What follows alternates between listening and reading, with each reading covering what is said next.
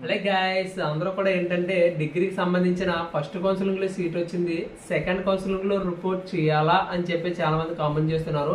So వాళ్ళందరూ కూడా ఏంటంటే మళ్ళీ మీకు రిపోర్ట్ చేసే అవకాశం ఉంటే రేపు ఈవినింగ్ లోపల 18/10/2025 లోపల మీరైతే రిపోర్ట్ చేయవలసిందిగా కోరుకుంటున్నాను. లేదనుకుంటే మీరు తర్వాత సీట్ అయితే క్యాన్సిల్ అవుతుంది.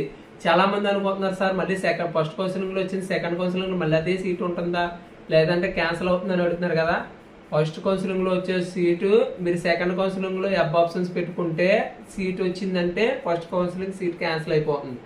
లేదు ఫస్ట్ కౌన్సిలింగ్ లో వచ్చే సీట్ అలాగే ఉండి సెకండ్ కౌన్సిలింగ్ లో సీట్ రాకుండా నాట్ డేటా ఫౌండ్ అని అంటే మీ ఫస్ట్ కౌన్సిలింగ్ లో ఏ సీట్ వచ్చిందో ఆ సీట్ అయితే ఆ కాలేజీలో ఉండడం అయితే జరిగింది. ఎందుకంటే మీరు కన్ఫర్మ్ చేసి రిపోర్ట్ చేశారు, అది గుర్తుపెట్టుకోండి. కాలేజీలో లేదు అని అనుకుంటే కొన్ని కాలేజెస్ మేనేజ్మెంట్ కోటాలో వేరే వాళ్ళకి ఇచ్చేద్దామనే ఉద్దేశంలో కూడా ఉంటాయి. ప్రైవేట్ కాలేజ్ గవర్నమెంట్ కాలేజెస్ కూడా అది అంతవరకు అంటే మాకు కొంచెం మంది పెద్దల ద్వారా తెలిసింది, మేము ఖచ్చితంగా చెప్పలేము. సో దాని కాబట్టి మీరు కాలేజ్కి వెళ్ళి మీరు కన్ఫర్మ్ చేసుకోండి. చాలా మంది అడుగుతున్నారు సార్ తర్వాత మళ్ళీ థర్డ్ కౌన్సిలింగ్ ఉందా లేదని చెప్పేసి చాలా మంది అడుగుతున్నారు. సో థర్డ్ కౌన్సిలింగ్ వచ్చేసి అప్డేట్ అయితే ఈ 18వ తారీఖు దాకా మనం సీట్ రిపోర్ట్ చేసుకోవడానికి అయితే అలాట్మెంట్ సీట్ రిపోర్ట్ చేయడానికి టైం ఉంది. ప్లస్ 19 వచ్చేసి సండే అండ్ 20వ తారీఖున వచ్చేసి 20/21 వచ్చేసి మనకి దివాళీ ఉంది.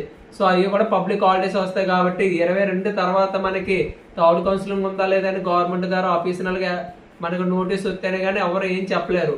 సో మీరు గవర్నమెంట్ కాలేజీలో మీకు సంబంధించిన మీ ఫ్రెండ్స్ని కానీ ఎవరిని అడిగినా కానీ ఎవరు ఏమీ చెప్పలేరు, ఎందుకంటే అది గవర్నమెంట్ నిర్ణయం కాబట్టి. లాస్ట్ 2022-23 సంవత్సరంలో మాత్రమే థర్డ్ కౌన్సిలింగ్ పెట్టారు, అది కూడా చాలా మంది గొడవ పెడితే. సో 2024-25 కూడా లేదు, 2025-26 ఈ సంవత్సరంలో ఉందా లేదా అన్నది చూద్దాం ఎప్పుడు 20 తర్వాత.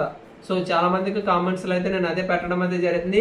ఇంకా మీకు ఏమైనా డౌట్లు ఉంటే నన్ను కామెంట్ రూపంలో అడగండి, నేనైతే మీకు ఆన్సర్ చేసి చెప్పగలుగుతాను.